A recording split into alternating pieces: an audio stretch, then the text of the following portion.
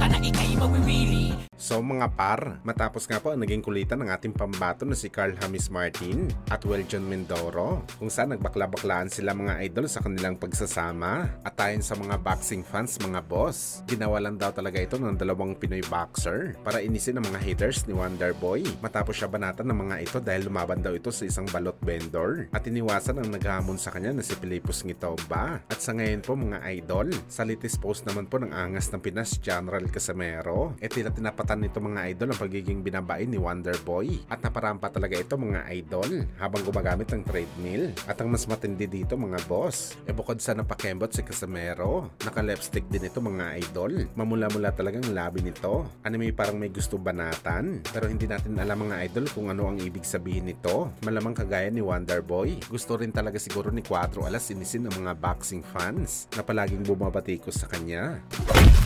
Samantala sa paparating naman ng February 22, 2025, naglabas na po mga idol ang isa sa mga source natin sa posible magiging fight card ng araw na to sa Riyadh season na gaganapin sa Saudi, kung saan mga idol kasama sa boxing event ang 10 mga kilalang pangalan ngayon sa boxing sports. Una na nga dito mga idol, ang current IBF heavyweight champion Daniel Dubois. Makakalaban nito mga idol ang dating kampiyon na si Josie Parker. Nandito rin mga idol sa listahan ang rematch ng dalawang hari sa light heavyweight division na si Dimitri Bivol kalaban si Arthur Beterbiev. At ito mga idol ang mas matindi sa lahat, kasama din sa bakbakan ng sagupan ni Virgil Ortiz Jr. kalaban ng IBF welterweight champion Jeron Anis. At para naman sa appetizer ng boxing event, mapapalaban naman ang British prospect na si Hamza Chiras kalaban ng WBC middleweight champion Carlos Adames. Kabilang din mga idol sa bakbakan ang dalawang future heavyweight champion na si Big Bang Shilishang kalaban ng mahilig mag-upset na si Aget Kabayel. Sobrang napakasolid talaga mga idol ang mga laban na to. Puro lahat mga main event fight ang maglalaban dito. Sakaling totoo mga idol ang boxing card na to na mangyayari sa Riyadh season.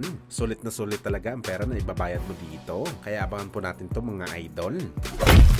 Samantala kung meron man niluluto na boxing event ang Riyadh season ni Turki Alal Sheikh, napakasolid naman mga boss ang pinaplanong laban ng Premier Boxing Champion o PBC sa kanilang boxing event na gaganapin sa buwan ng Marso next year, kung saan mga idol, bukod sa bakbakan ni Gervonta Tank Davis kalaban si Lamont Roach, napabalitang maging common event dito mga idol ang bakbakan ng WBA Super Lightweight Champion o si El Rayo Valenzuela.